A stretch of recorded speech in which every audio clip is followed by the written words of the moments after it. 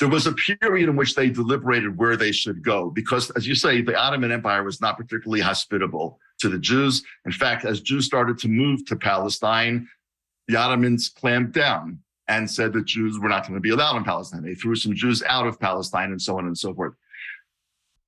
The real debate over whether or not to make the Jewish state in Palestine really comes in about 1903, 1904, right before Theodor Herzl dies, because it's getting bad. It's getting worse in Europe. And Herzl, who's an unbelievable diagnostician of the Jewish condition in Europe, says, we can't wait.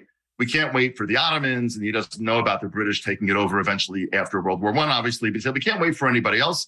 And the British actually say, and we've got this place which everybody calls the Uganda Plan, but it was actually in what's called today Sudan. It was part of the Ugandan protectorate. So, but people today call it the Ugandan Plan. The British said, we'll give you a slice. There's nobody there, which may or may not have been true, but there's nobody there. Why don't you guys go there? And Herzl said, you know what?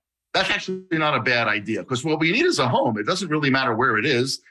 We need a home. And if we can get out of Europe and go there, let's go there. Now, it was a terrible idea, and it was probably the most egregious mistake that Herzl made in his whole life, because Herzl, unlike some of these other founders that we mentioned, did not grow up in a traditional home and did not have those traditional feelings and associations coursing through his veins. He did not grow up saying to his parents, which way is Jerusalem because I have to pray now. He did not grow up mentioning Jerusalem in the grace after meals. He did not grow up fasting on the 9th of Av because the temple had been destroyed.